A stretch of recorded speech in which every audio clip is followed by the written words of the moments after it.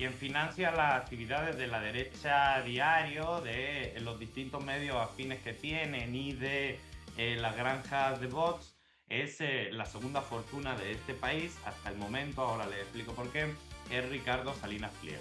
Empieza a financiar una cosa llamada Fundación Libertad, donde pagan a Gloria Álvarez, donde pagan a Negre, donde pagan a Agustín Laje, a distintos influenciadores de la derecha, y con ese dinero también se financia la derecha diario en México. El dinero que le está pagando es el dinero que su dueño defrauda al fisco mexicano. O sea, los 2.000 millones de euros que su dueño, su patrón, no ha pagado en impuestos al Estado mexicano son en parte los que financian esta estructura casi criminal de mentiras, acoso e intoxicación del debate público. Sin embargo, no hay ningún gobierno, muchísimo menos el gobierno federal, que esté financiando esto. Es que Negre en este país es un poco es el extraterrestre que no entiende muy bien cómo comunicar, cómo decir las cosas y acaba siendo racista, clasista, prepotente, misógino, pero claro, en un entorno donde eso no tiene cabida. Ya tuvimos una probadita de lo que era la extrema derecha durante el gobierno ilegítimo de Felipe Calderón, que llegó al poder con un fraude, que declaró una guerra brutal, según que contra la delincuencia organizada, y que quien encabezaba esa guerra en verdad recibía sobornos de la delincuencia organizada del narcotráfico y hoy está en prisión en Estados Unidos, ¿no? Así que ese discurso de extrema derecha de combatir a la delincuencia con pantalones para llenarse los bolsillos de sobornos del narco, ¿no? Aquí los discursos de derecha tan provocativos con los que intentan atacar a los migrantes, generar dolor con el tema de la seguridad no funcionan.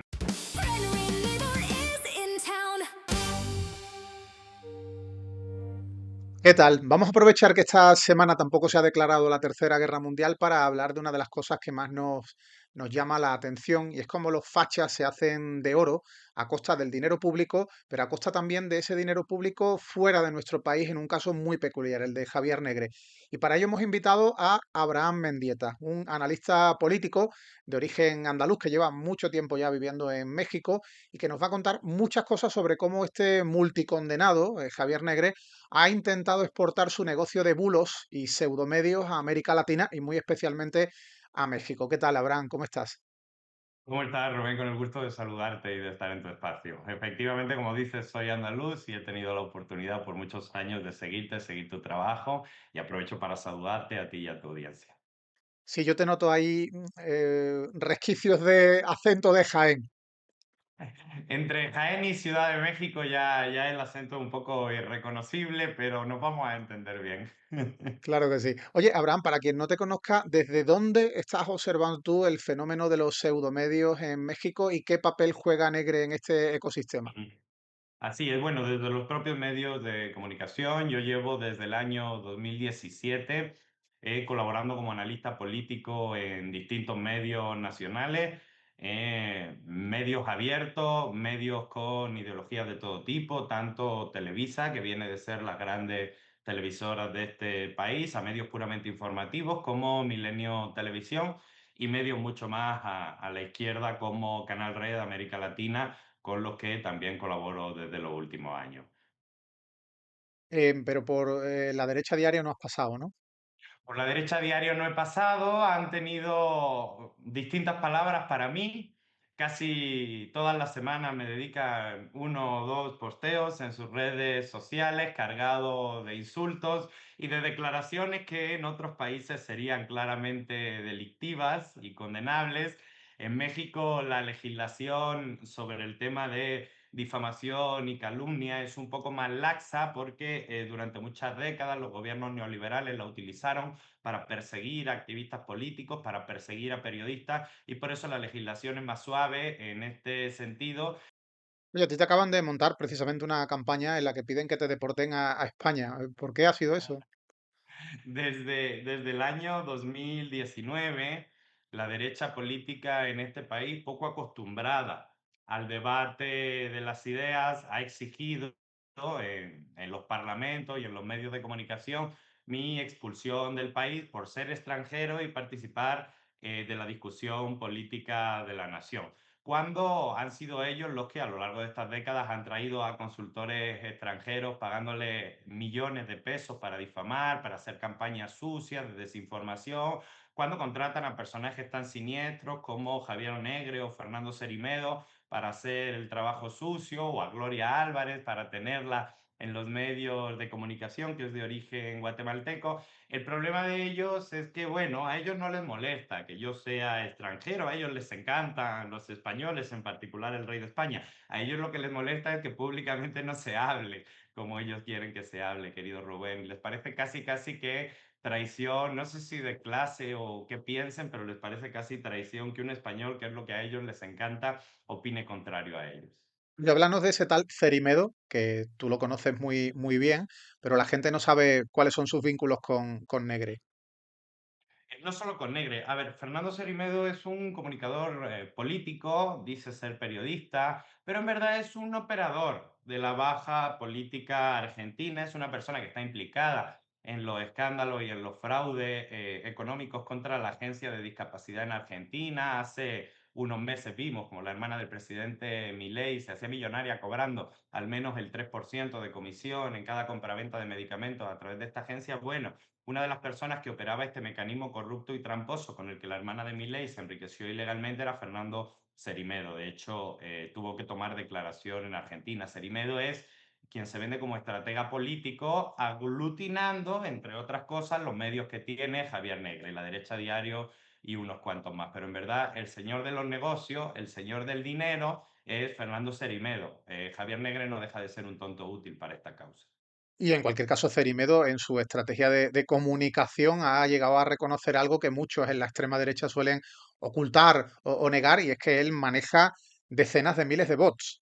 Así es, no solo maneja decenas de miles de bots, sino que ha sido bastante poco efectivo en condiciones de normalidad democrática. Por ejemplo, Serimedo y Negre, que creo que esto es algo que hay que hablar porque a veces se les pone un aura como si fueran consultores o comunicadores exitosos. La verdad es que no, se metieron con todo en la elección de Uruguay, fueron un fracaso tremendo, eran extraterrestres intentando comunicar a un pueblo sabio, organizado, comprometido como el uruguayo, perdieron la elección de una manera patética. Hoy venden haber ganado la elección en Honduras cuando esa elección la ganó a la mala Donald Trump desde la Casa Blanca, ¿no? O sea, creo que tampoco hay que sobredimensionar la efectividad política de esto. Simplemente son unos oportunistas como Dios manda, encuentran el momento de meterse, de saquear recursos públicos y privados, y bueno, hay una coyuntura que hace que del lado de la Casa Blanca se ganen más elecciones en América Latina en este Pero momento. dices que no hay que sobredimensionar, pero Negre es propietario de uno de los principales medios de comunicación de América Latina, que creo que Sí. tiene millones y millones de seguidores, de lectores diarios, ¿no? Al menos es lo que le está vendiendo. Tiene muchas interacciones falsas, efectivamente, como tú ya decías, tiene granjas de bots espectaculares detrás, pero bueno, yo nunca subestimo la capacidad de intoxicación de un medio digital, por pequeño que sea, la capacidad de ensuciar el debate público. En este caso, él se siente tan importante que intentó presentarse a una conferencia de prensa de la presidencia del gobierno de México para tomar la palabra y decir lo que considere, como hacen absolutamente todos los medios de izquierda o de derecha, no hay problema. Lo que no puede obviar es el trámite legal para acreditarse, y es un trámite de varios meses. Quiso, sin acreditarse, sin nada, yo soy Javier Negre, me meto en Palacio Nacional y pregunto lo que me da la gana. No, pues no, aquí hay una ley, hay que respetarla, y acusó inmediatamente censura, salió llorando. La verdad es que por ahora su estrategia comunicativa no ha sido tan efectiva en México, pero él tiene un mecenas, un patronazgo, un financiamiento detrás, que es el segundo millonario de este país, con dinero prestado y defraudado al fisco mexicano. Ahorita lo platicamos con más calma, pero bueno, no cabe duda que tiene buenos recursos económicos detrás. De todas formas, permíteme en cualquier caso que te diga que a mí particularmente me parece una falta de respeto de que a uno de los periodistas españoles más famosos del universo se le haga esperar como si fuera chusma, como si fuera uno más para poder acceder a las vías públicas de ruedas de prensa, etcétera. Estamos hablando de un señor con un enorme prestigio en España. De hecho, acumula una Solo experiencia a la altura de judicial. Benito Gil. Bueno, yo creo que está incluso por encima porque Negre al menos va muy por delante de Quiles, por ejemplo, en sentencias judiciales. Negre tiene 8 sentencias judiciales importantes, 2 de ellas por derecho al honor, por atacar, difamar a un niño, a un menor de edad, y otro porque, bueno, casi rayó la ecuación en la forma en la que trató a una víctima de malos tratos para conseguirle una entrevista. Y luego, bueno, 6 sentencias sin importancias por derecho de rectificación frente a mí. Por tanto, es un tipo famoso y hay que tratarlo como corresponde. Yo creo que si tienes contacto con la presidenta mexicana deberías bueno, decirle que tampoco lo trate como lo trata. Un asiento en la primera fila de todas las conferencias de prensa mañaneras, ¿no? Y con una Coca-Cola y un cubo de palomitas también. Y si quiere, el asiento de la izquierda se lo reservamos a Vito Quile y el de la derecha a Ndongo. Y yo creo que ya tenemos pues, una alineación completa para el Pulitzer. Bueno, yo creo que hace falta más gente porque Negre, no sé si conoces, que dice que ha hablado con Dios y que Dios le dijo que fuera, bueno, pues captando apóstoles a modo de Jesucristo, y uno de esos apóstoles, Negre dice que es Vito Quiles. No sé si Ndongo sería otro, porque Ndongo trabaja para la pseudocompetencia de Negre aquí en España, para un medio también de mucho prestigio que se llama Periodista Digital. Entonces, bueno, quizás Correcto. serían otros perfiles los que estaría captando Negre, que de eso también me gustaría que me hablara. Si Negre tiene ya gente, junto a Cerimedo, gente que está trabajando como reporteros para su medio, su pseudomedio, o la única figura vinculada a la derecha diario y a estos medios de comunicación son Negre y poco más. No hay otras personas, no hay otras caras visibles. A ver, lo más importante que tiene Negre en México, primero para arriba y luego para abajo. Lo más importante que tiene Negre en México es un dueño, quien financia las actividades de la derecha diario, de los distintos medios afines que tienen y de las granjas de bots. Es la segunda fortuna de este país hasta el momento, ahora les explico por qué, que es Ricardo Salinas Pliego. Ricardo Salinas Ujú. Pliego es hijo, nieto, bisnieto de millonarios, ya saben, un hombre hecho a sí mismo con los millones de pesos que heredó de su familia.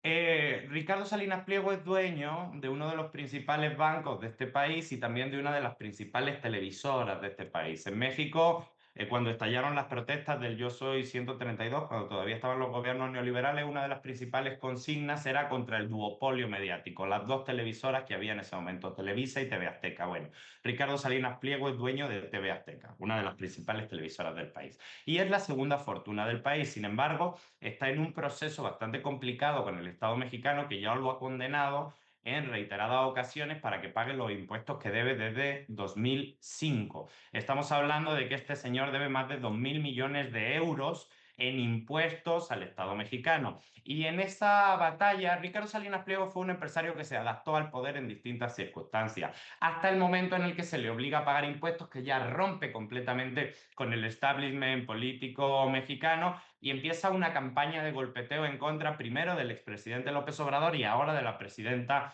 Claudia Sheinbaum. En ese contexto de rompimiento por necesidad de pago de impuestos, porque verdaderamente casi toda su fortuna personal es la que debe en el pago de impuestos, o sea, va a tener serios problemas económicos, va a dejar de ser una de las principales fortunas del país, es cuando desesperadamente y con los recursos económicos ilimitados que tiene a su disposición, empieza a financiar una cosa llamada Fundación Libertad, donde pagan a Gloria Álvarez, donde pagan a Negre, donde pagan a Agustín Laje, a distintos influenciadores de la derecha, y con ese dinero también se financia la derecha diario en México. Ahora bien, ya estamos en el punto donde entendemos cuál es su dueño, qué hay de ahí para abajo. Si ha conseguido cooptar a determinados personajes, no mucho, de la derecha más radical de este país, gente que, por ejemplo, su principal reportero, que es la persona que organiza sus noticias en México, es una persona que estaba denunciada por vender fotografías de inteligencia artificial de sus compañeras de universidad desnudas, por intentar negociar con ropa interior de sus distintas parejas en Internet. Es un influenciador de derecha bastante tóxico, vinculado a las redes de misoginia, incel, que tanto han alimentado a los libertarios, tanto en América Latina como en España. Y bueno, ese Arturo es una de las principales personas que por debajo de Negre articula esa operatividad política que tienen en México. Vamos, un dictado de virtudes. Mm, Moralmente a la altura de lo esperado. Sí, pero aparte de la financiación que pueda tener Negre a través de esas vías privadas, podríamos decir, de patronos o de sus jefes o de los titiriteros que manejan sus hilos, como tú dices, tú lo presentas como un tonto útil, pero también está cobrando dinero público de publicidad institucional o como hace aquí en España, o esa vía la tiene totalmente cortada en México. No, en México cobrar publicidad institucional es algo bastante complejo.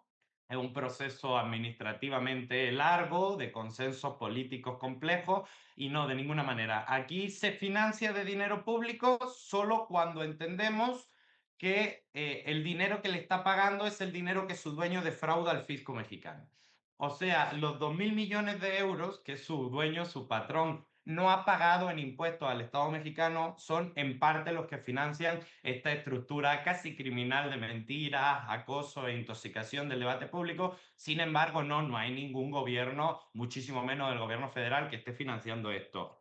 Sí hay varios intoxicadores de derecha, pero esos son nacionales, locales, financiados por algunos pequeños gobiernos estatales, ¿no? Por ejemplo, el gobierno de Chihuahua, que es un estado fronterizo, uno de los pocos que todavía gobierna la derecha hasta 2027, que lo vamos a sacar del poder, que está financiando intoxicación de extrema derecha, granjas de bots, pero a través de personajes nacionales. Todavía Negre no ha conseguido la implementación necesaria para eso.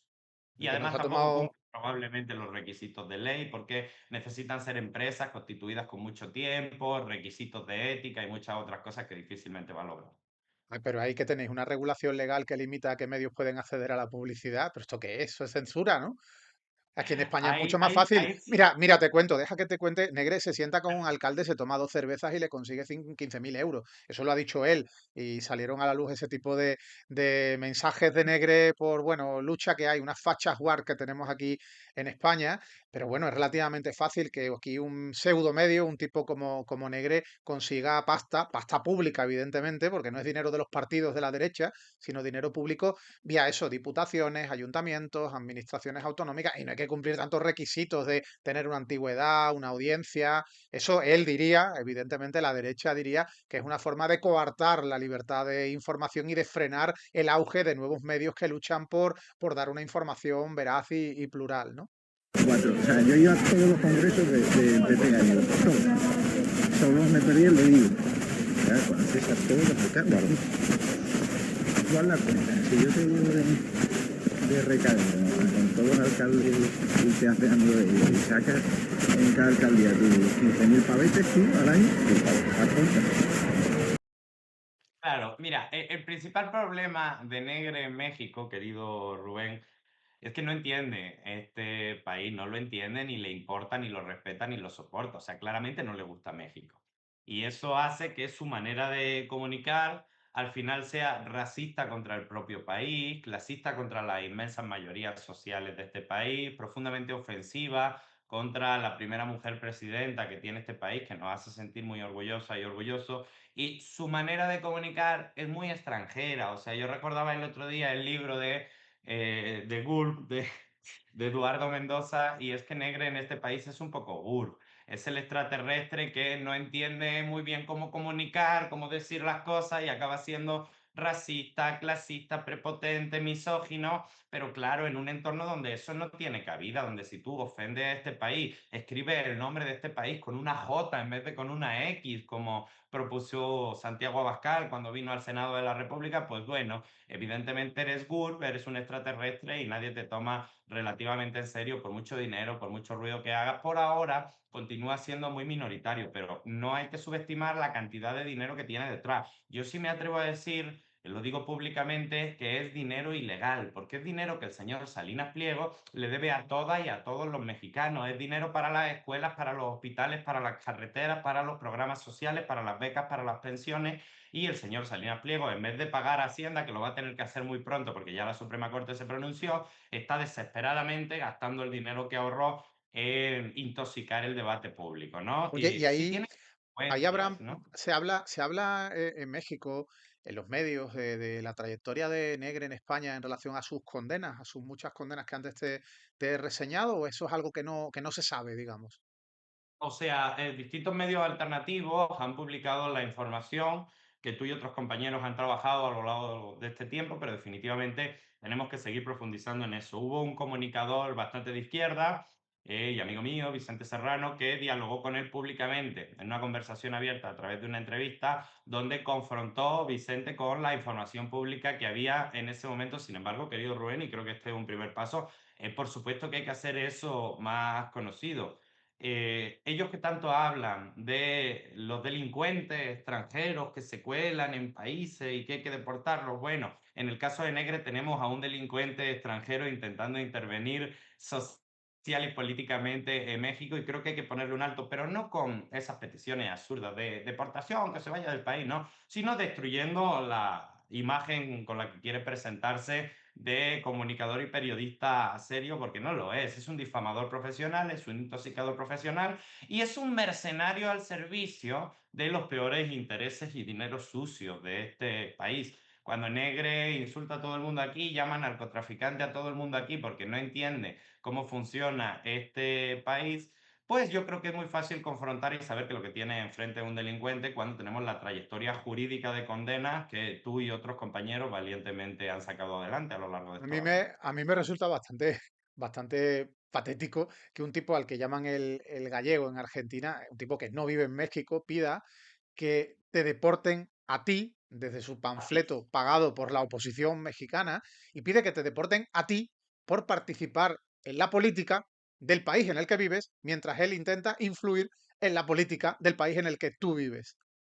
En el país en el que él no vive y además no entiende, ¿no? Porque bueno, o sea, es cierto, México desde el siglo XIX tiene en su constitución un artículo, el artículo 33 constitucional, que dice que los extranjeros no pueden formar parte de los asuntos políticos. Tiene un poquito que ver con ese vecino gigantesco y complejo que tenemos con 3.000 kilómetros de frontera al norte. Tiene sentido de dónde viene el artículo constitucional, es inaplicable en estos tiempos con el derecho a la libertad de expresión, con la igualdad de derechos para todos los extranjeros que viene consagrada en el artículo 1 constitucional. Efectivamente, México se ha defendido mucho de la injerencia extranjera por la situación geopolítica que le ha tocado vivir por varios siglos. Eso no quiere decir que no podamos opinar o participar en cierto modo políticamente los extranjeros en el lugar en el que vivimos, trabajamos, pagamos impuestos y cuyas decisiones públicas de una u otra manera nos afectan, ¿no? El problema con Negre es que, lo reitero claramente, no entiende este país, porque para entender este país que es tan complejo, con las comunidades indígenas, con siglos de influencia del gobierno colonial, con muchas otras cosas, pues lo primero que hay que hacer es respetuoso y lo primero que hay que hacer es amar este país y lo primero que hay que hacer es escuchar a la gente.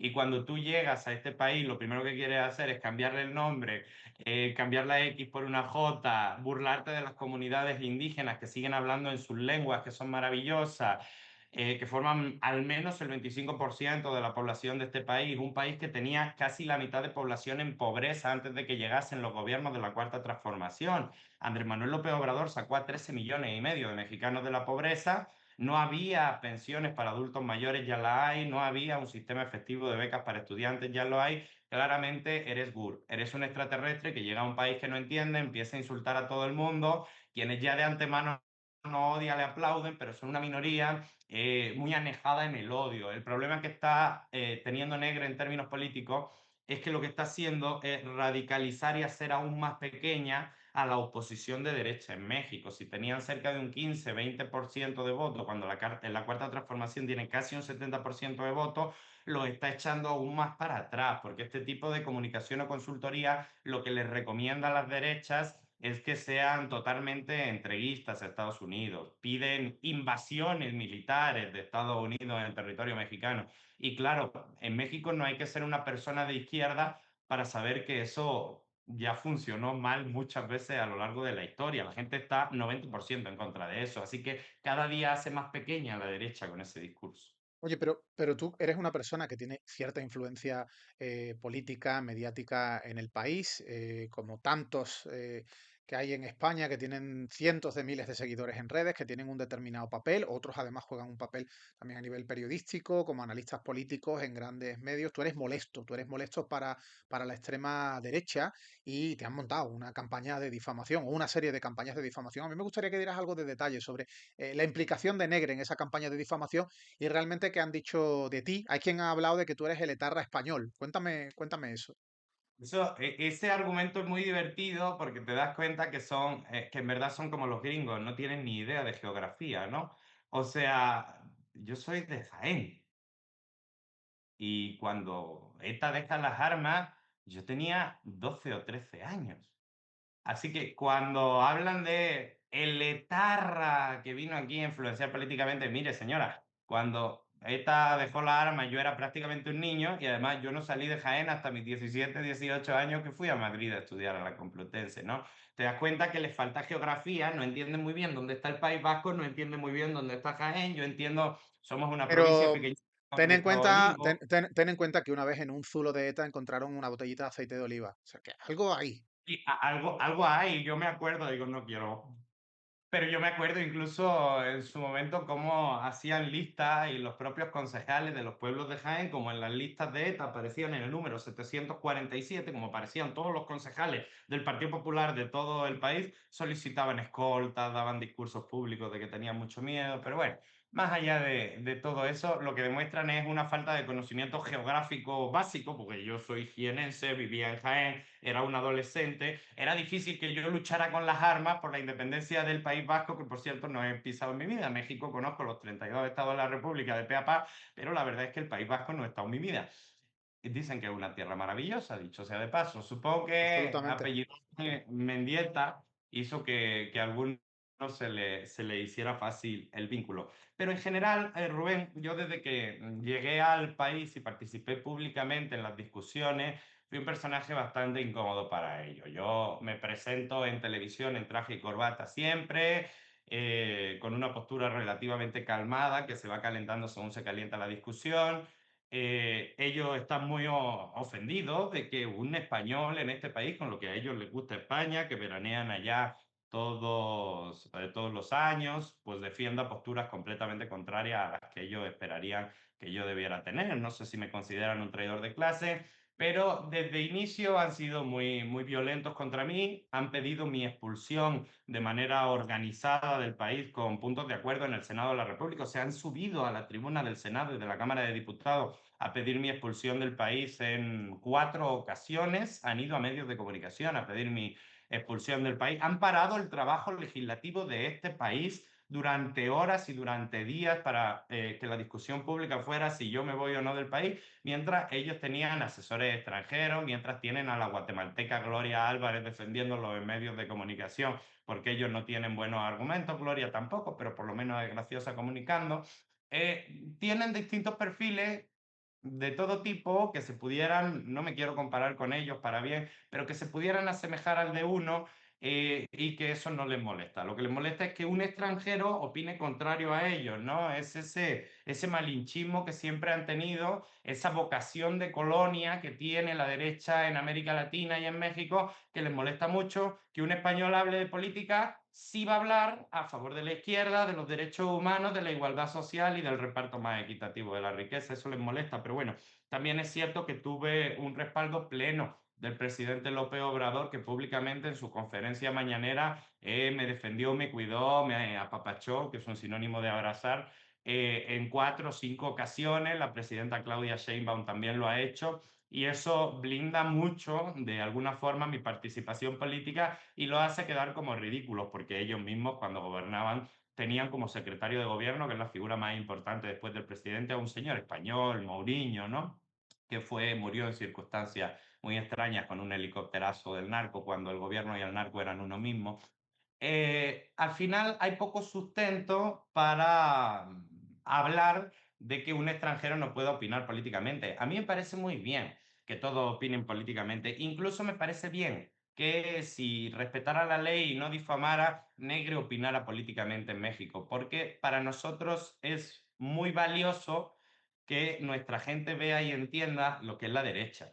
Un tipo que está rogando de rodillas una invasión extranjera por parte de Estados Unidos. Un tipo que dice que el nombre de este país, herencia de los pueblos indígenas, la X, se debe escribir con J. Un tipo racista, clasista, misógino, que claramente da muestra de quién es el adversario y que claramente radicaliza a la derecha hasta un nivel de votación mucho menor. Hay que entender que México está relativamente, todo puede cambiar, pero relativamente blindado contra la extrema derecha. México es un país cuyo sistema político a lo largo del último siglo emanó de una revolución. Sus principales logros fundacionales que nos hacen sentir tan orgullosos como pueblo es la expropiación petrolera del general Lázaro Cárdenas, es el exilio republicano español que fundó tantas universidades y escuelas, es la nacionalización del sistema eléctrico con López Mateos en los 60. O sea, la verdad es que la trayectoria política de este país, donde los sindicatos tienen mucho peso, donde las izquierdas organizadas han dado forma a la institucionalidad mexicana, nos blinda un poco. Y además ya tuvimos una probadita de lo que era la extrema derecha durante el gobierno ilegítimo de Felipe Calderón, que llegó al poder con un fraude, que declaró una guerra brutal, según que contra la delincuencia organizada, y que quien encabezaba esa guerra en verdad recibía sobornos de la delincuencia organizada del narcotráfico y hoy está en prisión en Estados Unidos, ¿no? Así que ese discurso de extrema derecha de combatir a la delincuencia con pantalones para llenarse los bolsillos de sobornos del narco, ¿no? Aquí los discursos de derecha tan provocativos con los que intentan atacar a los migrantes, generar dolor con el tema de la seguridad no funcionan. Este país ha sufrido muchísimo en temas de seguridad. Han mejorado, pero seguimos teniendo 30.000 homicidios casi al año. De ahí veníamos, de 30.000 homicidios al año tenemos cerca de 23, 22.000 al año. Este Por país ha cierto, sufrido mucho Abraham, temas de seguridad. una cuestión que antes has planteado, comentando, ¿no? Y estábamos hablando de esos insultos, yo te ponía el ejemplo de que te han hablado o te han mencionado, señalado como el etarra español, pero de ti han dicho más cosas. Una de ellas es que tú estás a sueldo del gobierno mexicano, que estás a sueldo de forma encubierta del gobierno mexicano, pero ¿qué más cosas han dicho de ti, cosas especialmente salvajes? Y si hay alguna que le haya dicho directamente Negre o su pseudomedio La Derecha Diario. Bueno, Negre ha dicho absolutamente de todo, pero así como salvaje no, porque su discurso simplemente es barato. Cada vez que hace una contextualización de mí, juega con elementos como suciedad, juega con elementos como desviado en referencias sexuales, ¿no?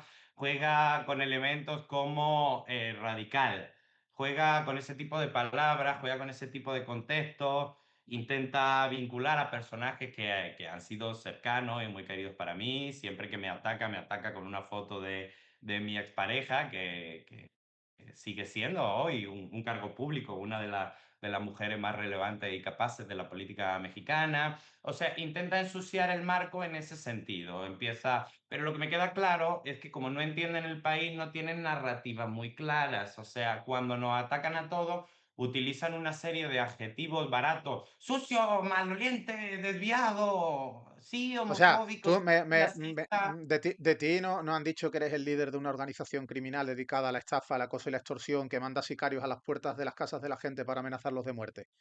O sea, entonces nada más que han dicho chorradas, Siendo porque eso es lo que dicen de mí el principal reportero de Negre, que es Vito Quiles en España, es lo que ha dicho de mí, y por eso está ahora mismo investigado por injurias y calumnias. O sea, lo tuyo es juego de niños de momento. Tú todavía no tienes el claro, nivel que tenemos aquí los españoles con lo que nos monta Negre y su gente. es un poco difícil acusarme a mí de eso y seguramente a ti también, no te quito mérito.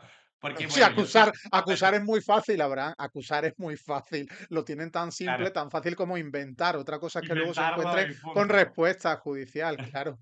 Pero bueno, sí, Yo cuenta, cuenta. he sido una persona, Rubén, que mi carrera mediática la inició precisamente haciendo documentales sobre los vínculos del narcotráfico y la política. Recibí por muchos años amenazas de muerte, las denuncié públicamente, estuve en procesos jurídicos para intentar defenderme de algo que es difícil saber de dónde viene.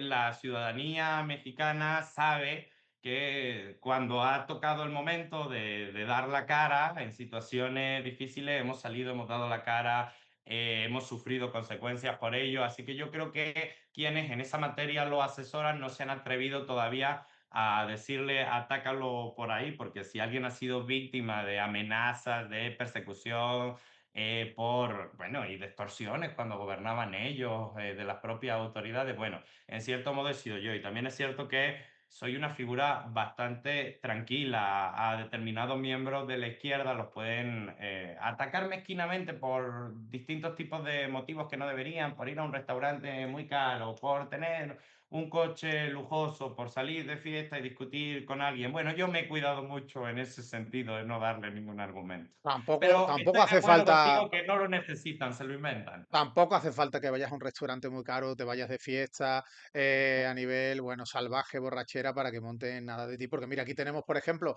al ministro de Transportes, a Óscar Puente, que es uno de los grandes látigos de la ultraderecha, sobre todo en las redes sociales, y de Puente han dicho que se va de juerga, de fiestas con prostitutas, y resulta que esas supuestas prostitutas son su mujer y sus hijas. Lo Y lo fotografían dijo, es con ellas lamentable. en fiestas, en espectáculos. Inventan eso y eso lo ha hecho gente del entorno de Negre y lo ha hecho el propio Negre, salvajadas que ha dicho y que han derivado en que emprendan acciones judiciales contra él. También la hija, una de las hijas de Puente, ha llevado a gente de este entorno a los tribunales. O sea que tampoco hace falta que tú te cuides mucho de ir al restaurante más barato de donde vives o no irte nunca de marcha porque se lo pueden inventar Igual se lo van a igualmente. inventar.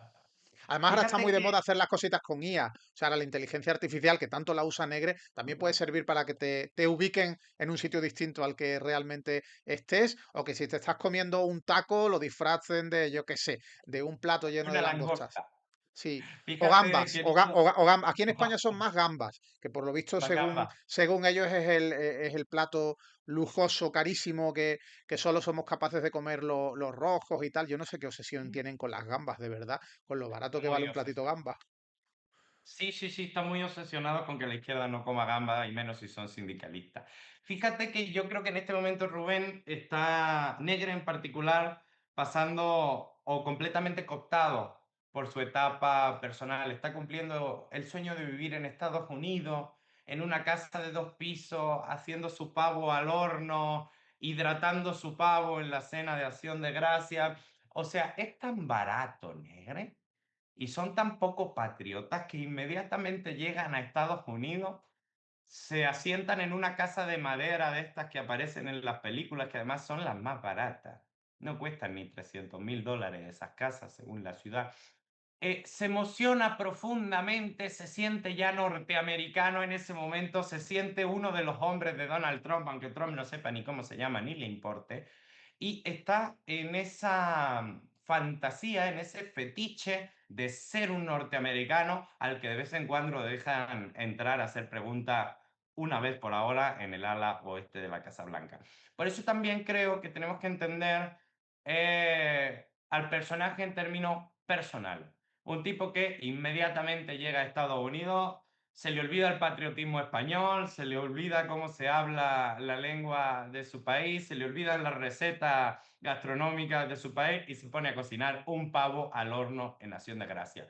Eso es lo barato del patrioterismo español que siempre hemos visto en este tipo de personajes y no creo que haya que perderlo de vista. Si su sueño era ir a Estados Unidos a vivir el American Way of Life, estar endeudado toda la vida para su casita de madera, pues bienvenido si hay 30 millones de mexicanos que están haciendo lo mismo del otro lado de la frontera, que no se sienta tan especial. Oye, de todas formas, Negre desde Estados Unidos tiene un amplio manejo de la política internacional. De hecho, yo no sé si tú sabes, porque yo llevo muchos días con la duda, El ¿qué bombardeo está, qué iraní. está, qué está pasando? No, no te iba a hablar de eso, sino de lo que está pasando en Uzbekistán. Porque hace unos días Negre puso un tuit muy raro, Make Uzbekistan Great Again, y no sé qué es lo que está pasando, o si es que él ahora también se encarga de dictar a Donald Trump la política de invasiones que debe llevar a cabo en distintos puntos del mundo, y Negre ha considerado que es el momento de Uzbekistán. ¿Tú sabes de qué va esa movida? Yo lo único que sé es que si a duras penas, hablando el mismo idioma, no entiende este país, no me imagino Uzbekistán. Bueno, pero Si aquí algo, en algo tiene que México haber. no ha logrado, a pesar de hablar la misma lengua, hablar comunicativamente el mismo idioma que este pueblo, no me imagino en Uzbekistán, ¿no? Yo creo que está en una necesita ayuda psicológica, está en su fantasía norteamericana, sintiéndose un asesor dorado de la Casa Blanca, y la verdad es que es un tonto útil al que en cualquier momento van a desechar, porque tienen gente mucho más inteligente y más mala de ese lado de la frontera haciendo la comunicación, haciendo la toma de decisiones, tienen halcones de toda la vida y la verdad es que Negre a veces sí parece un pollito de pecho, ¿no? Parece el pavo al que van a meter al horno para sazonar feliz. En cualquier caso, tampoco cuestiones la capacidad de Negre a la hora de adaptarse a los idiomas, porque yo he visto vídeos de Negre donde es capaz incluso de utilizar en una misma entrevista o intervención 7 acentos distintos de América Latina, acento estadounidense, de Texas. Bueno, a lo mejor lo hace con algún truquillo de inteligencia artificial, pero a mí me llama poderosamente la atención y bueno, son cosas a tener en cuenta. ¿Los jóvenes en España quieren volver a la dictadura con Franco? Bueno, ya sabes, yo. Eso que dicen que... No sé si queremos retroceder tanto, ¿sabes? Hola Alex, ¿me permites hacerte una pregunta? ¿Estás contento de estar aquí en Davos? Somos periodistas, somos de Estados Unidos. ¿Se siente usted feliz promoviendo el socialismo y la agenda woke? ¿Estás feliz? No, por favor, vete. ¿Promoviendo el comunismo, el socialismo de Nueva York? ¿Están contentos con Trump? ¿Quién? Quizás como José María Aznar y habla en la intimidad en catalán. Habría que O, o- preguntarle a su o con, entorno más cercano. o con acento tejano, como cuando se reunió con Bush y luego habló como habló. No sé si la gente que nos está viendo se acuerda, si no le ponemos el clip de Aznar con ese acento, que es Hablando una tejano. auténtica joya. Bien, estamos trabajando en ello. Y hemos dedicado tiempo ayer por la noche y esta mañana a trabajar en ello exactamente.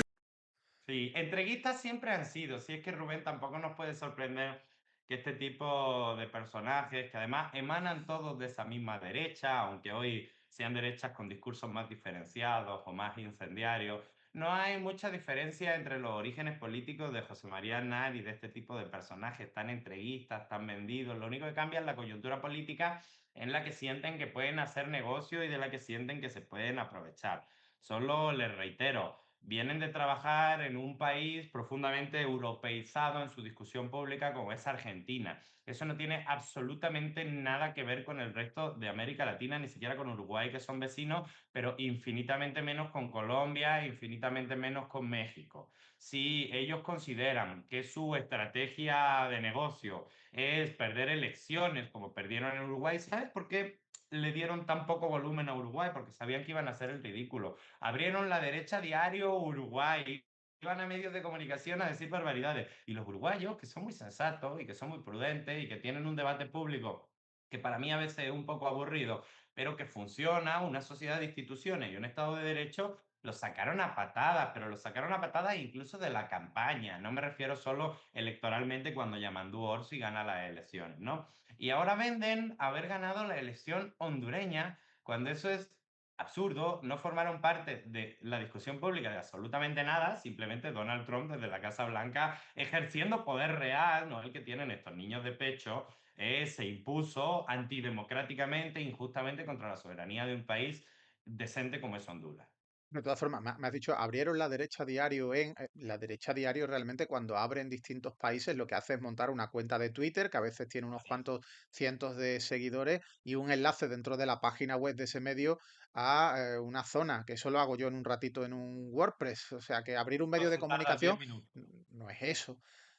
Antes lo hemos pasado un poco por encima cuando comentabas que hay algunos canales alternativos que debaten con Negre, e incluso que han debatido de verdad con Negre en directo para desmontarlo. ¿Tú cómo crees que se debe combatir a este tipo de personajes? Y para que la gente se haga una idea del nivel, vamos a pinchar algunas capturas de sus tweets y sus titulares en relación a América Latina. Y lo más suave que le he visto yo a Negre en relación a la presidenta mexicana es decir que es la hija de puta de la narcotraficante Claudia Sheinbaum. Así lo ha dicho. Sí, ese es el nivel. Ese es el nivel, querido Rubén. Contra eso nos enfrentamos y en la mayoría de países serios de este mundo, ese nivel no tiene demasiado eco en la discusión pública. Es impensable que las grandes televisoras de este país, incluso Azteca, la de su dueño, salga públicamente con un comentario de ese estilo a la jefa del Ejecutivo. A ver, también hay que entender que Claudia Sheinbaum es la presidenta más votada de la historia de México. Tuvo más del 60% de los votos en la elección, tuvo más de 35 millones de votos, tiene una legitimidad democrática espectacular y además, por si fuera poco, tenemos el orgullo de que es la primera mujer que está al frente del Ejecutivo Nacional. Se podrán tener críticas políticas con ella, pero en el mundo entero han admirado la manera en la que Claudia Sheinbaum ha equilibrado y negociado con un Donald Trump en una situación complejísima, a veces con desventaja en la negociación, y ha gestionado muy bien el tema de tener a Donald Trump del otro lado. Hoy mismo Oye, en la pero Abraham, mañana. allí en México, donde habéis tenido esa experiencia de un gobierno de la ultraderecha, del PAN, con sus vínculos con el narcotráfico, ¿cómo digerís ahora que la principal estrategia de desinformación sobre el gobierno mexicano actual de Claudia sea hablar de un narcogobierno y esas narcocampañas contra ella? ¿Confieso algo? Bien, porque en términos políticos la gente entiende perfectamente. O sea, si esa es su línea, este gobierno al que yo defiendo y al que yo apoyo, tiene errores, como todos los gobiernos. Si construyeran una línea narrativa sobre los errores reales o las limitaciones reales que tiene el poder en un país tan desigual como México, a lo mejor políticamente pudieran hacer más. Pero quienes tienen a su líder en la cárcel por narcotráfico y a su otro líder, Felipe Calderón, escondido en Madrid porque debe judicialmente muchas cosas en México, cuando salen a hablar de narcogobierno, y sabemos que cuando ellos gobernaron tenían a un narcotraficante dirigiendo la seguridad del país que hoy está en la cárcel en Estados Unidos por narcotraficante, en términos discursivos no pega, no les funciona. Toda la campaña electoral de 2024, cuando ganó la doctora Claudia Sheinbaum, la derecha decidió hacerla centrada en el tema del narcogobierno. Su discurso, su manera de atacar fue son narcos, son narcos, son narcos. Electoralmente lo aplastamos, Rubén. Le ganamos las elecciones 3-1 a la derecha e incluso quedaron tan mal que terceras vías inexistentes, como un partido medio liberal que a mí no me gusta mucho, que se llama Movimiento Ciudadano, alcanzó un 10% de los votos porque no había margen político para que la derecha construyera con ese discurso. Yo hago política principalmente en un estado muy conservador, al norte del país, Chihuahua, y yo llegaba a los residenciales de lujo, donde viven las familias de clase media alta, es uno de los estados más ricos del país por ser frontera, y la gente estaba asqueada por la postura política de la derecha, y viviendo en frontera la gente lo último que quiere es que jueguen con la idea de una invasión extranjera. La gente que ha sufrido de verdad las consecuencias del narcotráfico, que el narcotráfico le ha secuestrado a un familiar, le ha matado a un amigo, lo ha extorsionado en una carretera, no se siente cómoda con que jueguen políticamente con ese tema.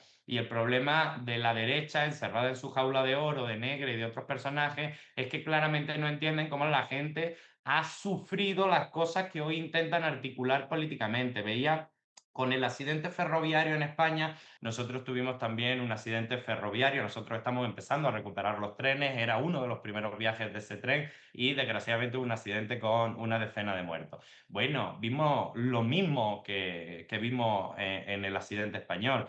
Los pocos comunicadores de extrema derecha como buitres sobrevolando mientras había gente a la que todavía había que rescatar para intentar salvarle la vida. Ellos estaban grabando sus videos, llamándole narco a todo el mundo y regodeándose de la sangre de quienes estaban sufriendo, ¿no? Tenemos una derecha muy mezquina en un país muy empático, muy solidario, con mucho corazón, y claramente eso hace que no funcione, ¿no? Oye, pero esas campañas que tú dices que no tienen tanta influencia, fueron campañas potentes. Yo recuerdo que alrededor de un año duró esa narcoetiqueta que podíamos ver en las redes, hashtag narcopresidenta 1, hashtag narcopresidenta 2, etcétera. ¿Cómo fue esa movida?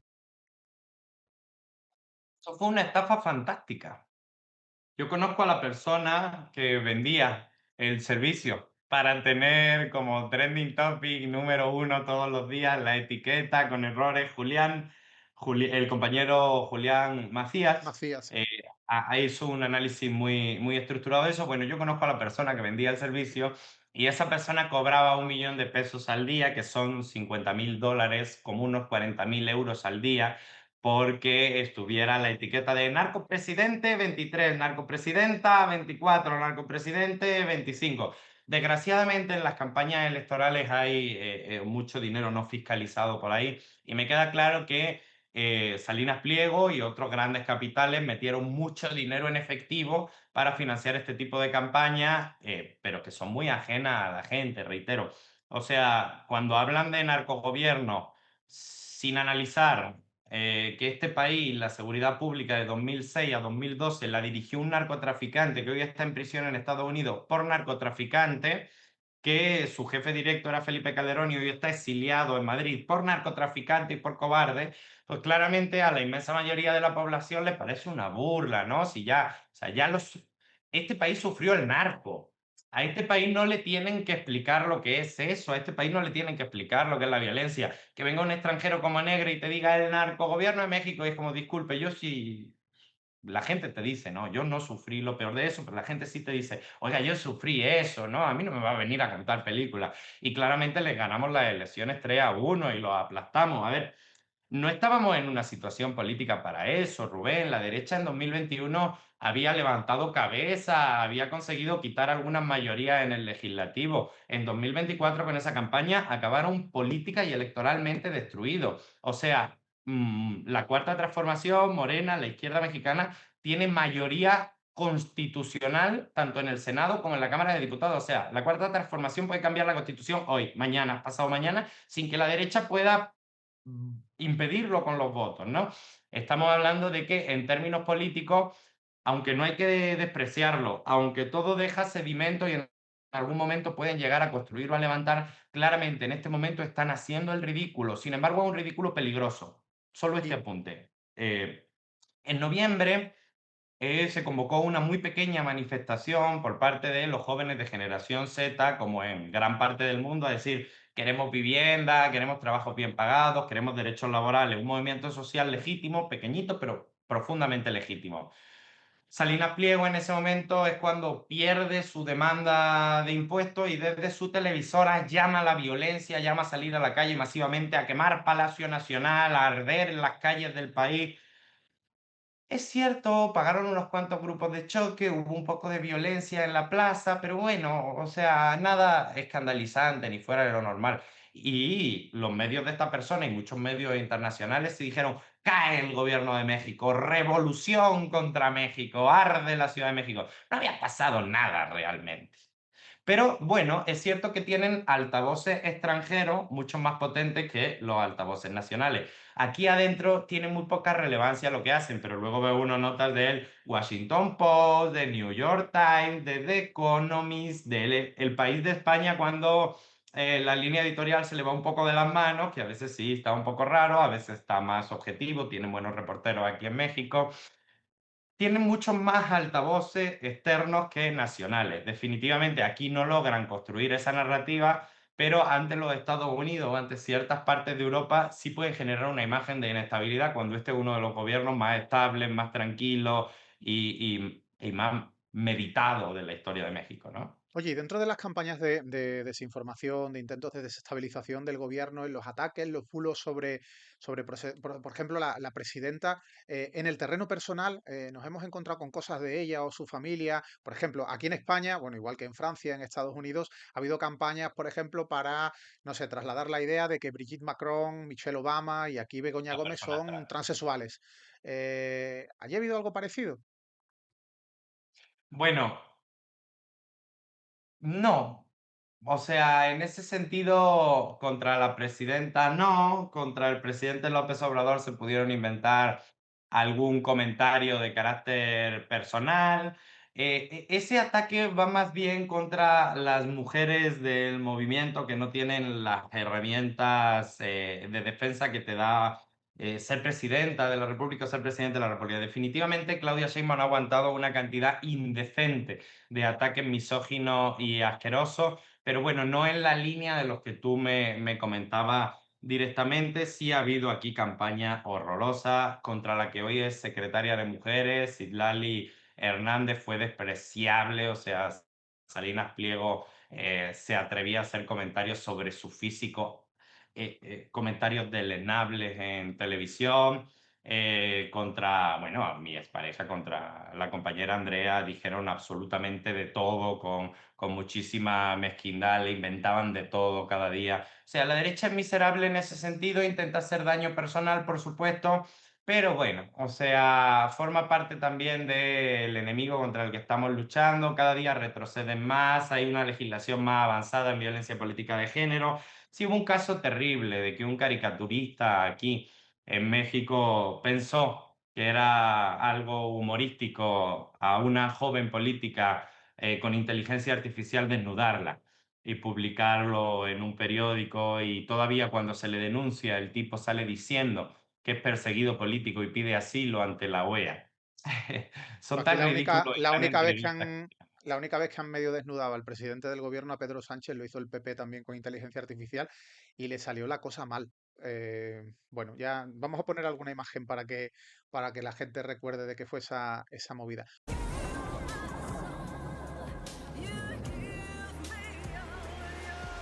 Por cierto, hay otro nombre del que no hemos hablado, pero que es uno de los principales financiadores de los pseudomedios ultras, que es Eduardo Verástegui.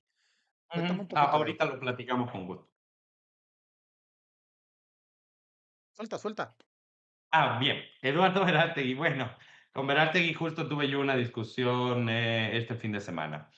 He tenido muchas. A ver, hay que entender quién es Verástegui. Perdón por todo lo que voy a decir. No es algo que diría en una conversación si no fuera relevante. Verástegui es un actor de la farándula mexicana que cuando fue joven tenía ciertos reflectores públicos.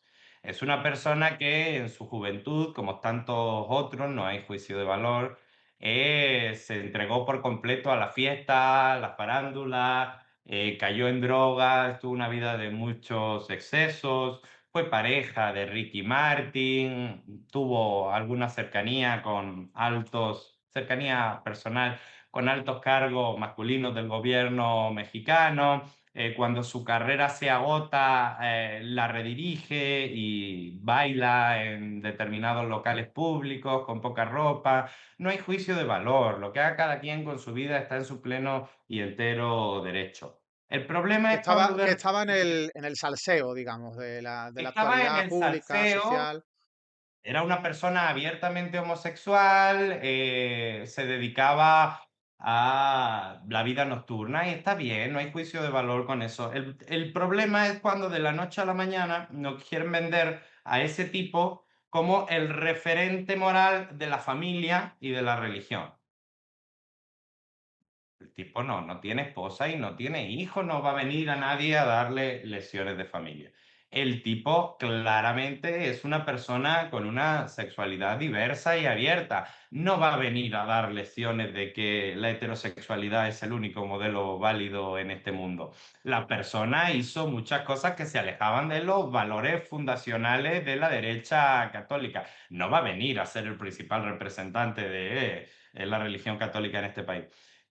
Si lo mejor que tuvieron Pero para a lo construir un... mejor ha seguido el hombre una terapia de conversión de esas, A ¿no? lo Y mejor se ha curado. ya habló con la paloma y la paloma le dijo, el tema es que si me quieren vender a un stripper, con todo el respeto, como el referente de la extrema derecha familiar y religiosa en este país, uy, es bastante difícil. Yo he tenido confrontación con él públicamente varias veces, ¿no?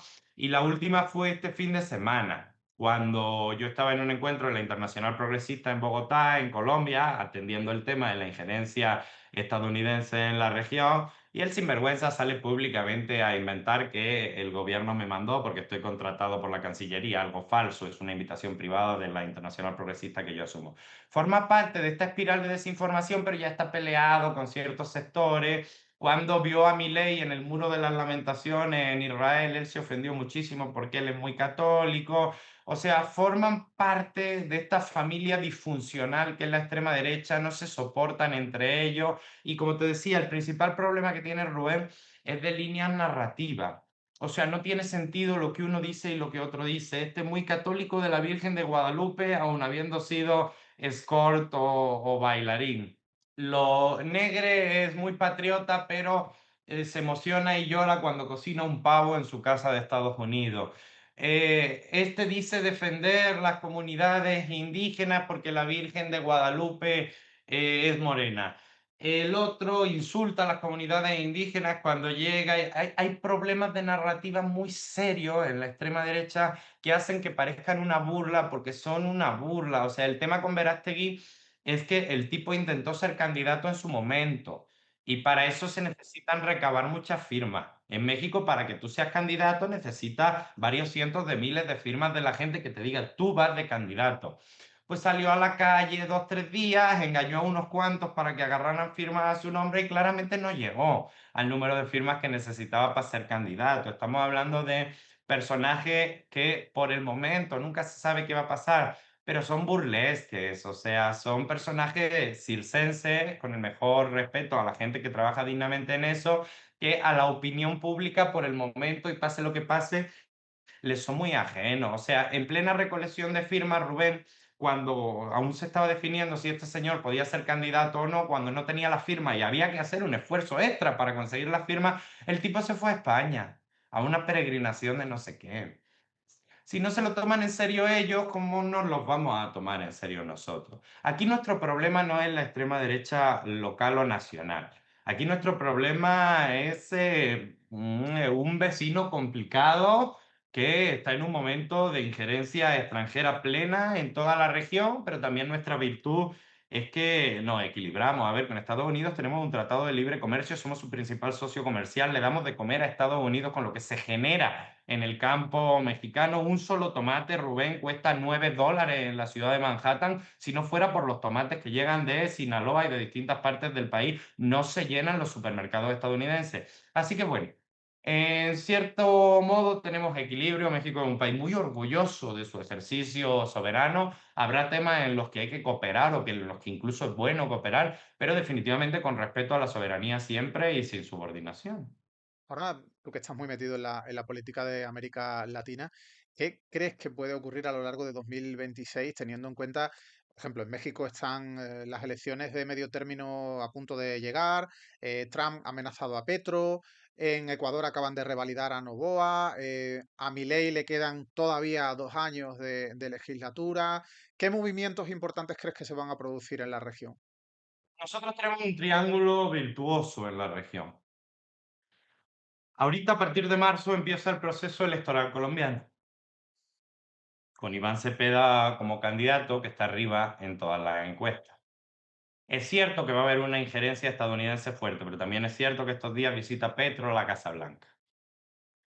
Petro y su movimiento tenían pocas opciones de revalidar el triunfo al inicio de su gobierno. Hoy todas las encuestas dicen que revalidan el triunfo. También se enfrentan, al igual que nosotros, a extremas derechas muy ridículas y relativamente Y por qué minoritarias, por fragmentadas. qué se produce ese cambio en las encuestas? ¿Qué es lo que ha ocurrido allí?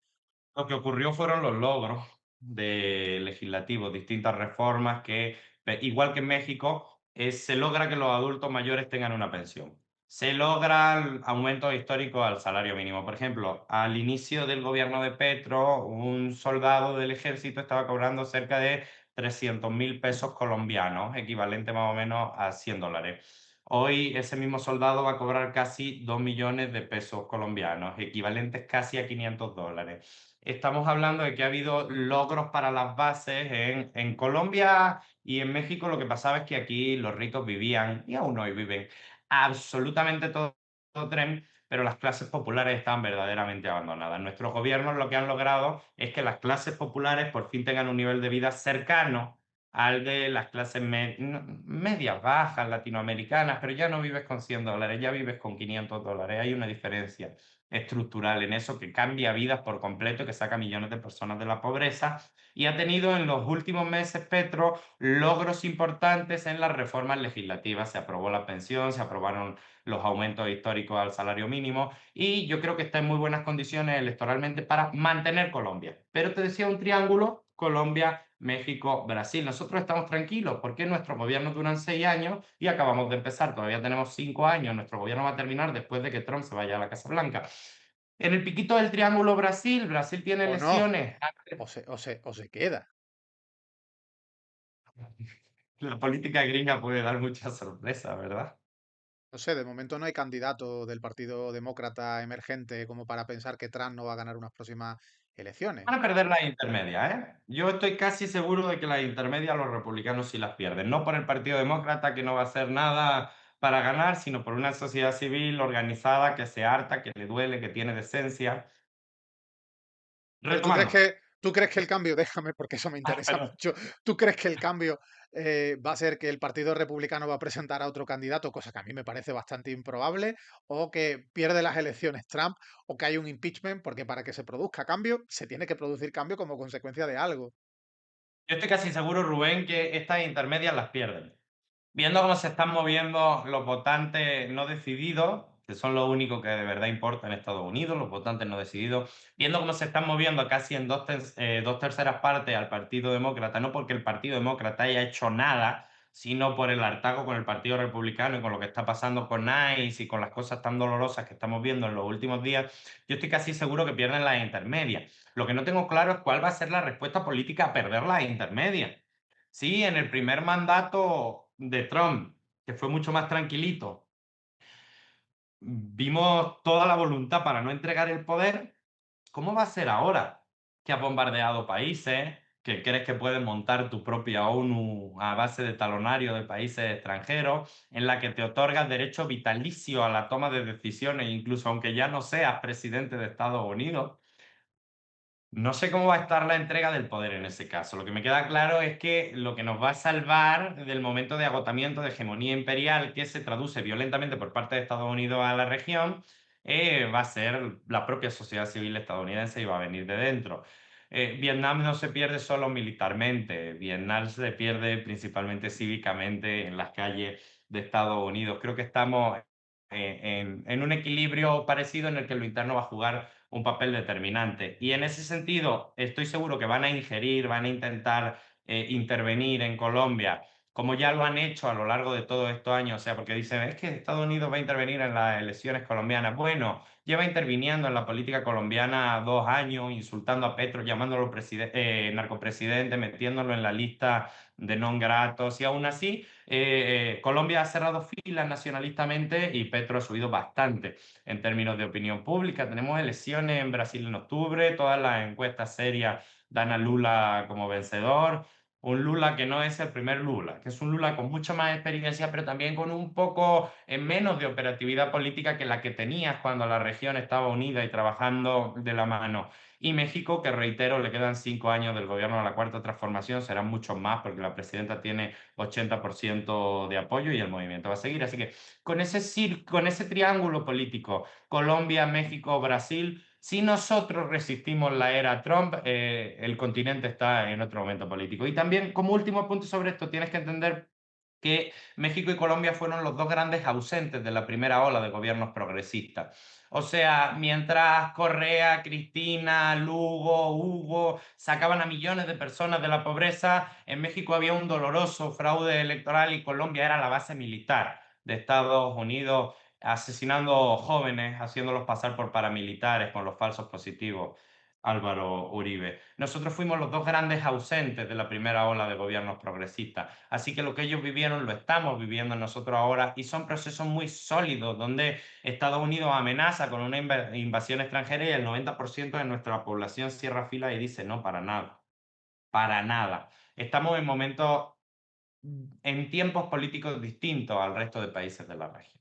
¿Y qué papel crees que va a tener México para frenar el papel de Estados Unidos a nivel de hegemonía que vuelve a buscar a nivel mundial, al menos mientras siga Trump? El papel, desde luego, a nivel mediático, la voz de Claudia está siendo potente, también lo ha sido en una determinada coyuntura del presidente de Canadá, etcétera, pero ¿qué papel crees que a nivel real va a tener México? No como muro de contención de Trump hacia una invasión hipotética de México que se ve bastante improbable. México no es Venezuela, no vemos a Trump mandando a paramilitares secuestrando a la presidenta, como se hizo en Venezuela, pero desde luego, ¿qué papel real puede tener de freno del impacto de Trump y de doblar el discurso? A ver, lo más valioso que creo que México está haciendo en esta coyuntura de crisis hegemónica del imperialismo, que se traduce en violencia para la región, es poner el ejemplo de una forma de negociar con los Estados Unidos que sí funciona. Pero reitero, tiene muchas particularidades por la relación que tenemos nosotros económica con Estados Unidos. O sea, todo el mundo podría pensar desde su inocencia que Estados Unidos puede aplastar mañana si quisiera a México. Si Estados Unidos hiciera eso, se queda sin comer porque el Tratado de Libre Comercio es lo que llena los supermercados en Estados Unidos.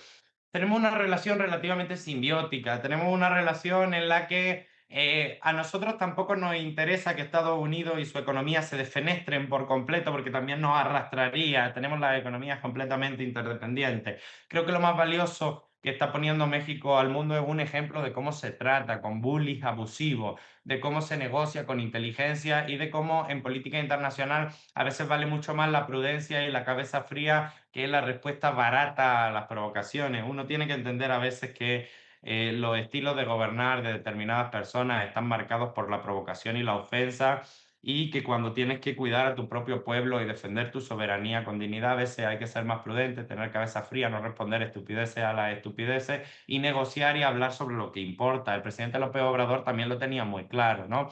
Un día, y es una anécdota que él ha contado públicamente, Donald Trump lo llama, le grita: te voy a poner aranceles porque toda la droga que entra desde la frontera viene desde México, están inundando de droga nuestras ciudades. Y el presidente López Obrador le dice: sí, presidente, le voy a mostrar un video.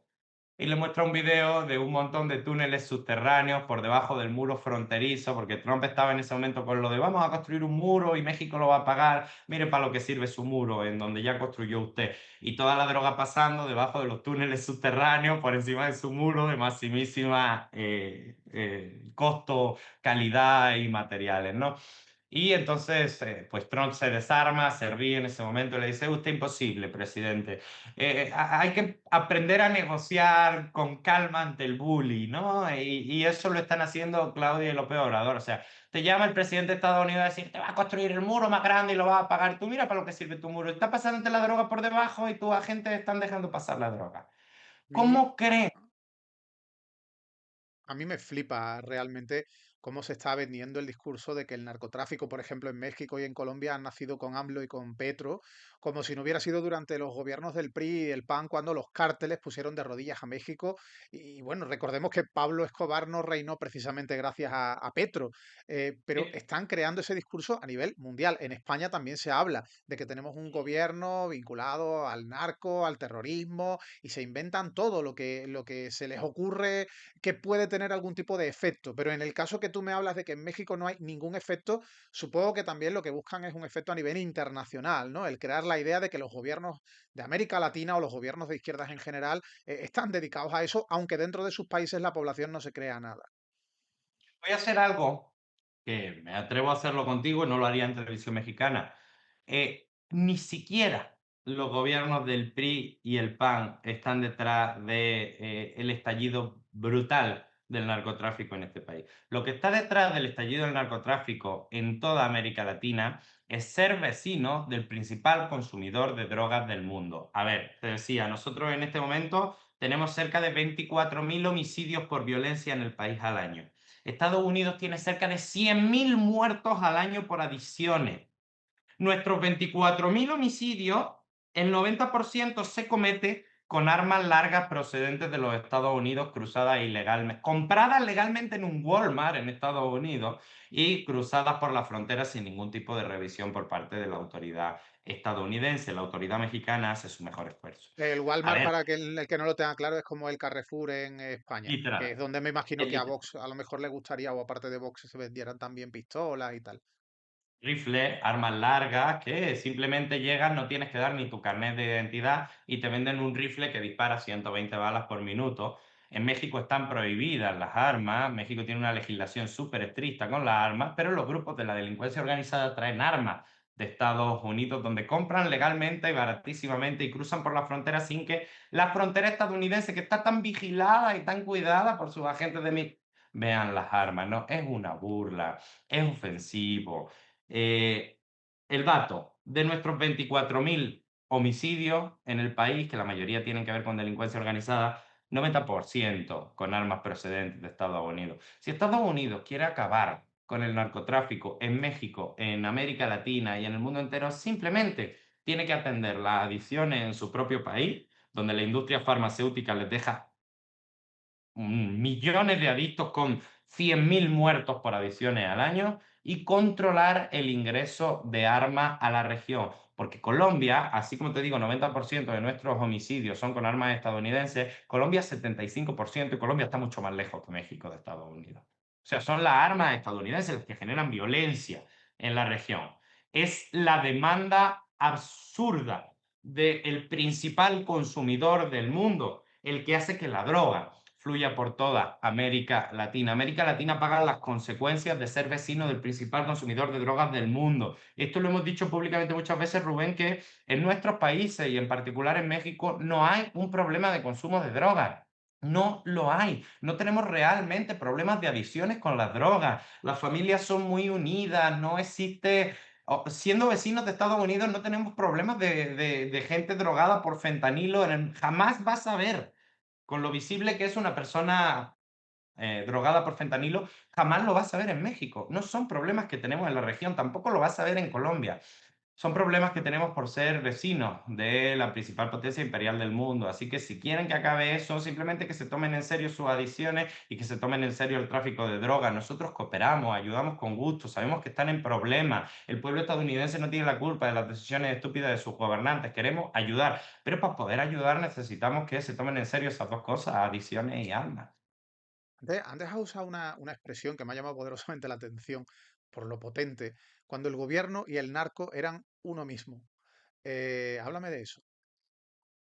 México, en el año 2006, cuando México iba a entrar a la primera ola de gobiernos progresistas y Andrés Manuel López Obrador gana la elección, le hacen un fraude de último minuto.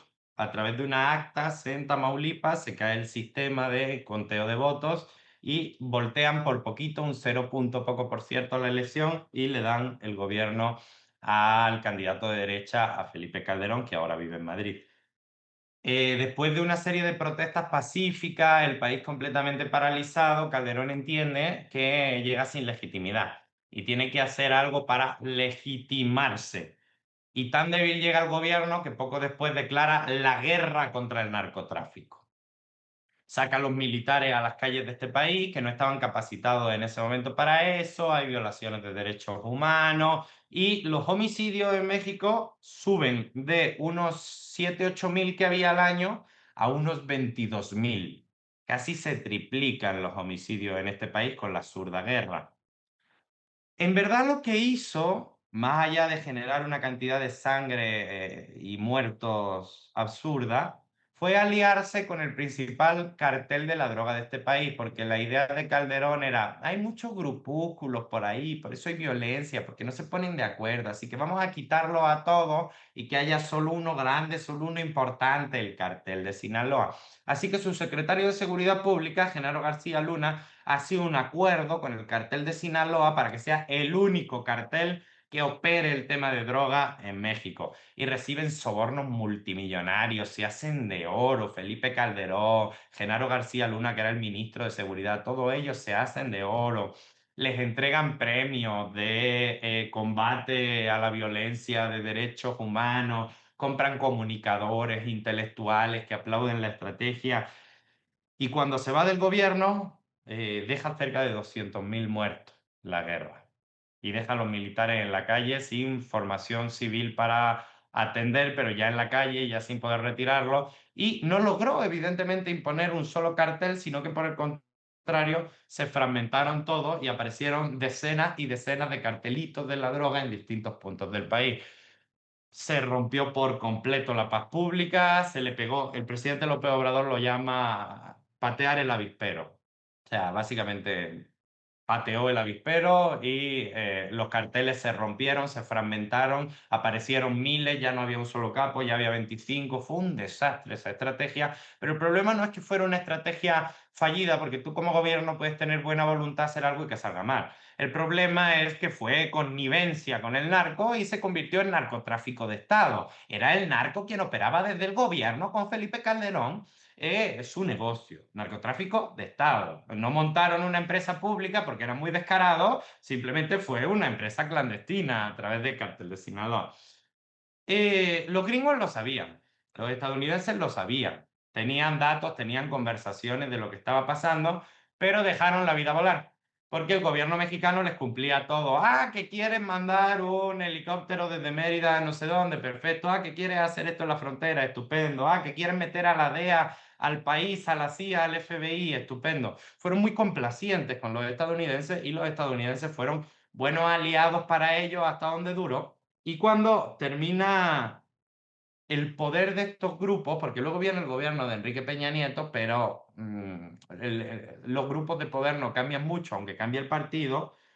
Hasta que no termina el gobierno de Enrique Peña Nieto, los Estados Unidos no agarran a este personaje, que era el ministro de Seguridad, el secretario de Seguridad Pública de Felipe Calderón, su mano derecha, su mejor amigo, y lo meten en prisión por dedicarse a traficar toneladas de drogas desde el Estado mexicano. Calderón entiende que está en una posición muy débil y que va a ser juzgado tarde o temprano, así que huye a Madrid. ¿Y cómo se acaba con todo esto?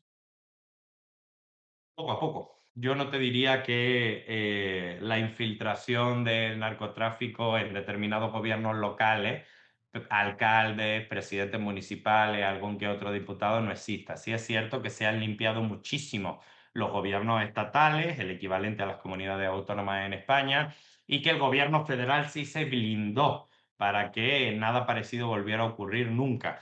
Pero el problema principal de la guerra no es que los sinvergüenzas se hicieran de oro ni que los narcotraficantes aprovecharan el momento. El problema principal es que hubo al menos 200.000 muertos y que la espiral de violencia no se logró detener hasta llegar a los 30.000 homicidios al año.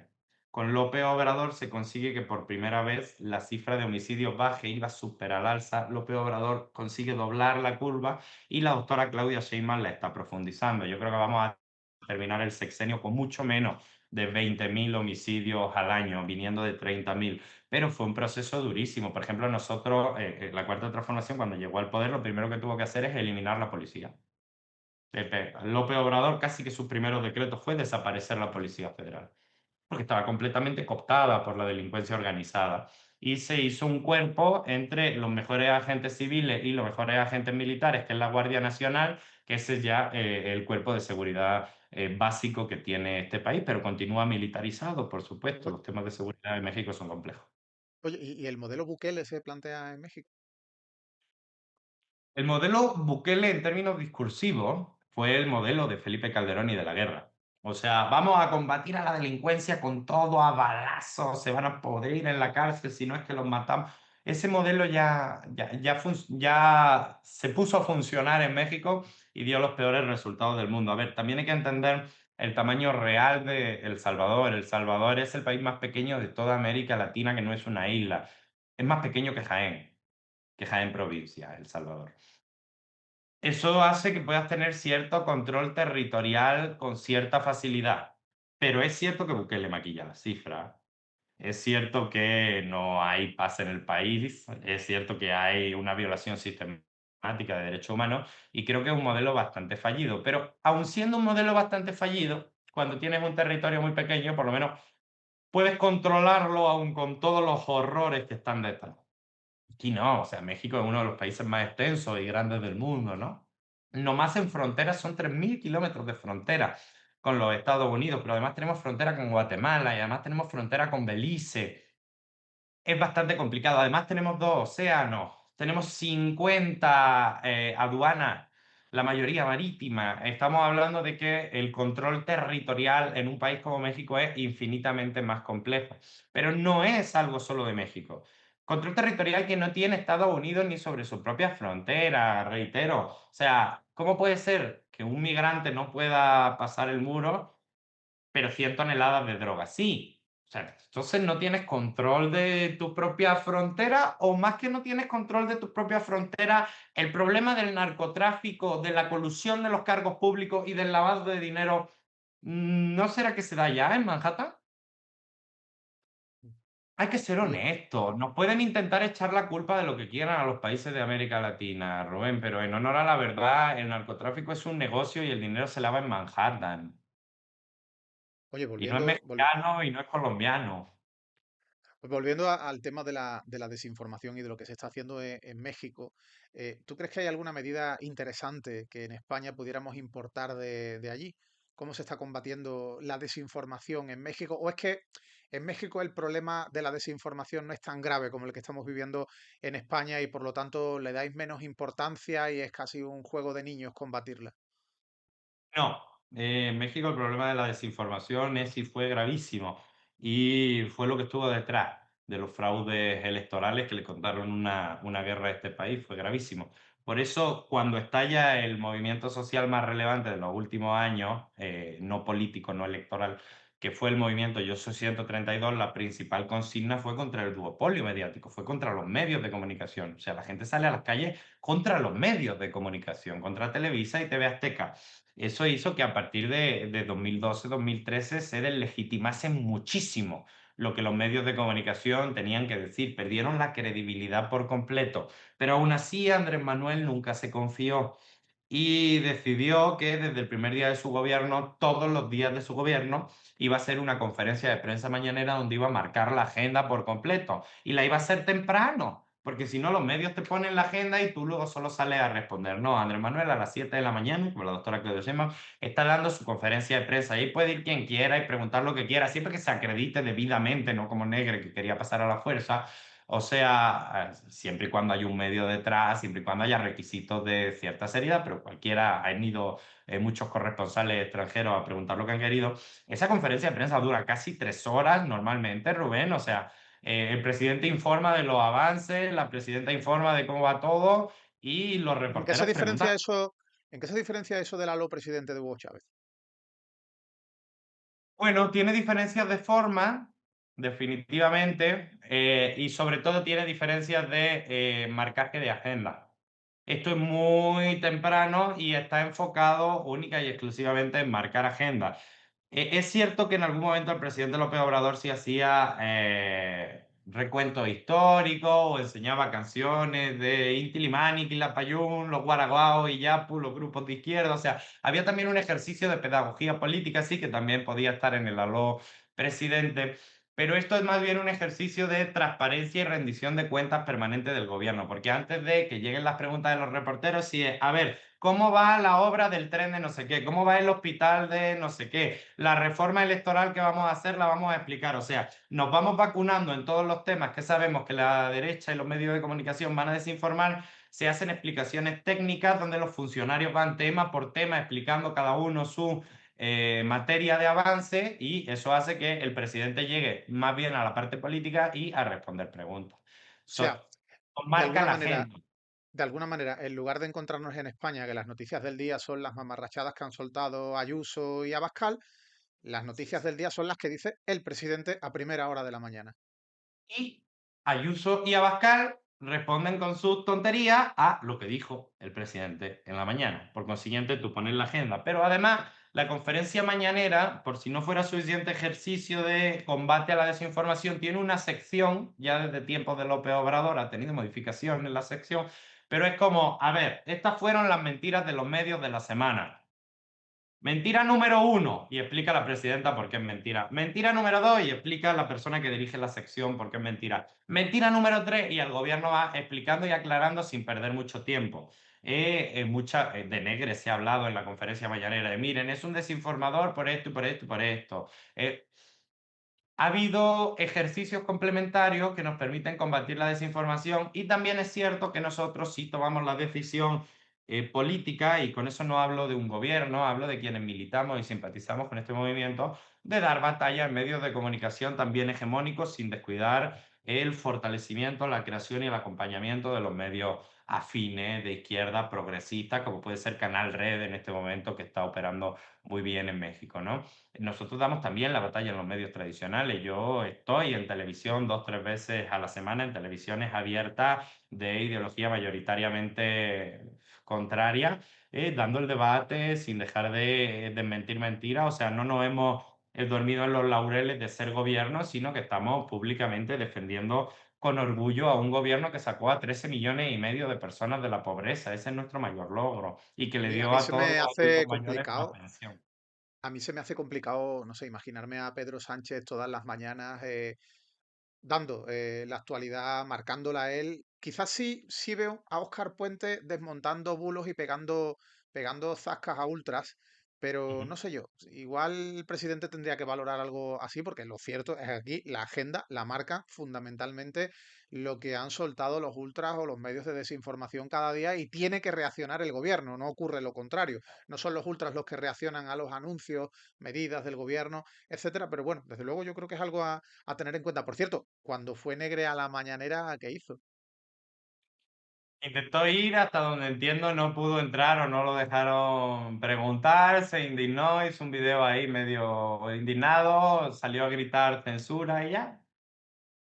No hubo mayor relevancia pública. Simplemente tiene que cumplir las normas. A ver, Negre, si quisiera, hiciera bien el procedimiento, legalmente, con los tiempos, las formas, probablemente podría llegar a la mañanera y probablemente podría preguntar lo que quisiera. No es la primera vez que un provocador llega a la mañanera a preguntar lo que quiera. Es algo que ha pasado 20 veces. En tiempos de Andrés Manuel y en tiempos de Claudia. Han llegado provocadores de todo tipo a preguntar lo que han querido y el presidente o la presidenta en este momento responde lo que consideran. Digo, la presidenta y el presidente también están en su derecho en la conferencia de prensa de decir no voy a hablar de eso. Lo hacen poco, pero también están en su derecho de hacerlo, ¿no? Y de meterse en los temas como consideren. Pero en honor a la verdad, por más que llore Negre, si hiciera muy bien su proceso, cumpliera los requisitos, lo avalara un medio con cierta trayectoria, sí podría llegar a la conferencia mañanera y preguntar, no sería el primero.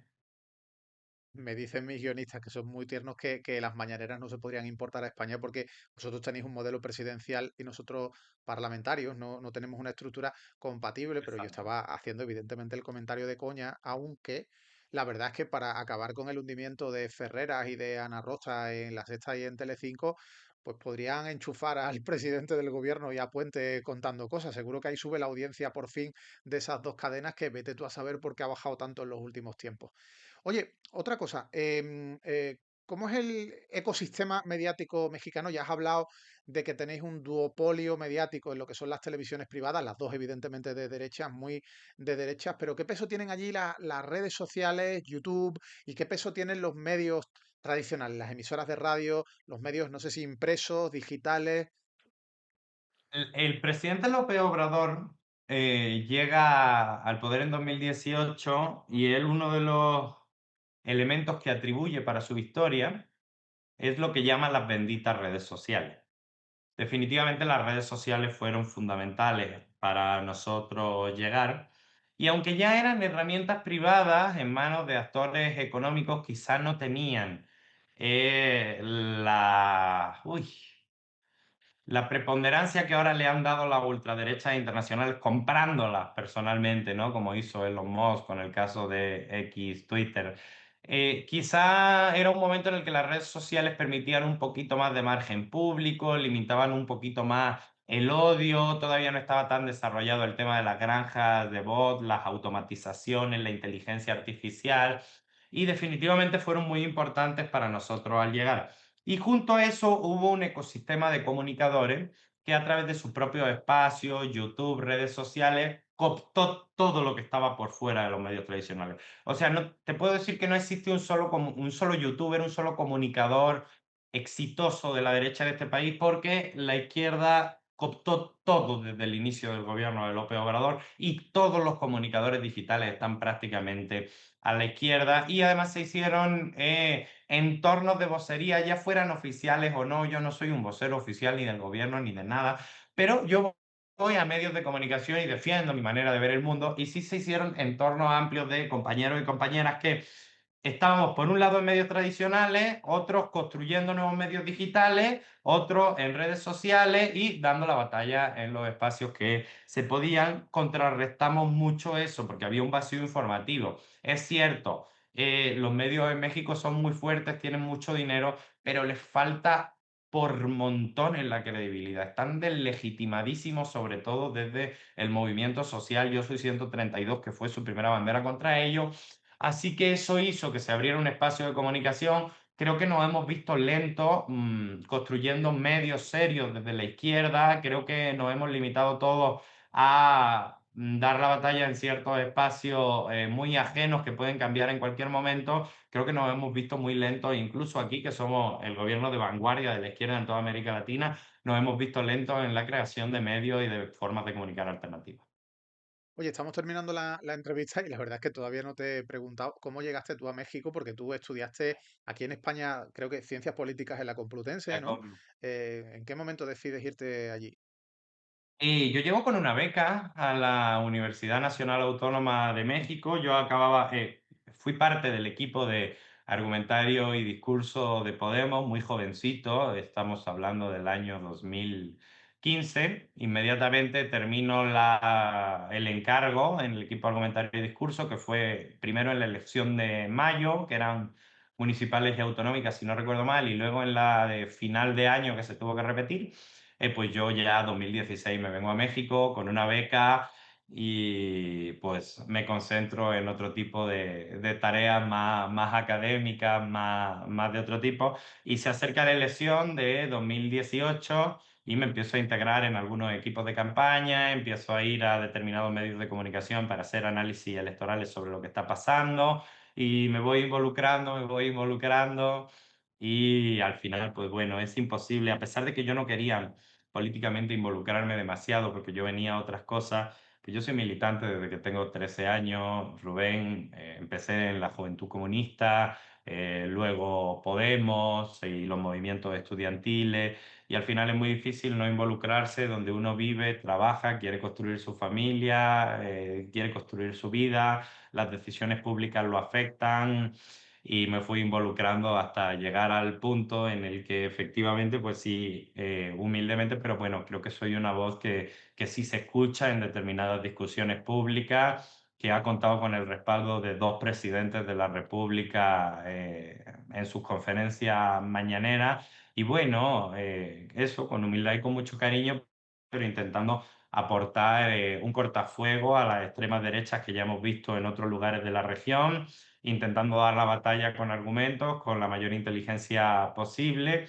y también en ocasiones haciendo un ejercicio de traducción, de metáfora, de simplificación, de cuestiones que sin duda son más complejas, pero que cuando se comunican de manera metafórica, simple y efectiva pueden llegar a más corazones que cuando hacemos disertaciones muy profundas. Oye, para acabar, a mis guionistas siempre les gusta cerrar las entrevistas con una sección ligerita, divertida, y la verdad es que hoy quieren hablar de comida, porque estaban acabando el guión a las 5 y aquí hay una frase muy popular que es son las 5 y todavía no he comido y a esa hora me decían que se les había ocurrido pensando en comer, porque ellos son de mucho comer, de muy buen comer, que me relacionaras a una serie de personas con una comida española o mexicana. Y si tuvieras que identificar a Javier Negre con una comida, ¿con cuál sería?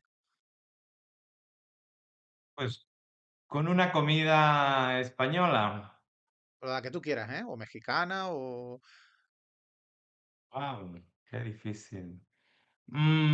Para mí sería, sin lugar a duda, un melocotón, porque soy alérgico. ¿Y Donald Trump?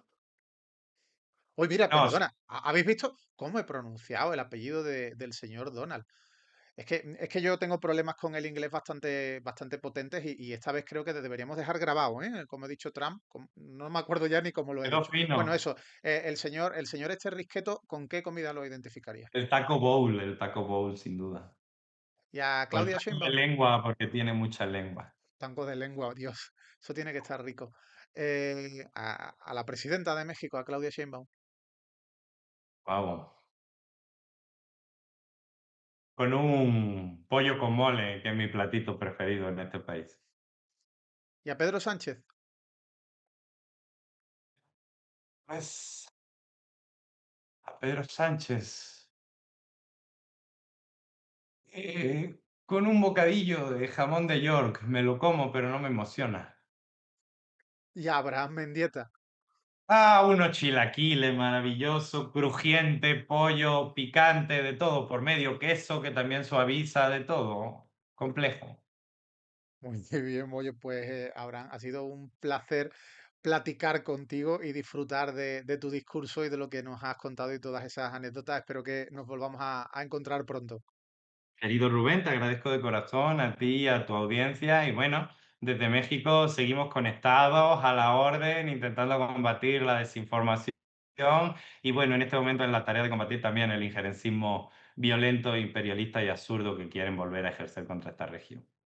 Pues un abrazo fuerte. Abrazo fuerte, Rubén, gracias. No se vayan todavía, una y más. Pues acabamos por hoy. Muchas gracias por haber llegado hasta el final. Os pido disculpas por los cortecitos que de vez en cuando habréis notado en el vídeo, pero han sido problemas de la conexión a internet del invitado. Creo que ha merecido la pena porque Abraham nos ha contado muchísimas cosas muy interesantes. Y ahora ya sabéis, el que no esté suscrito que le dé, o al like, o únete al canal, vente para el Patreon. Muchas gracias, hagas lo que hagas. Hasta la próxima semana. The truth will rise, fuck it with that.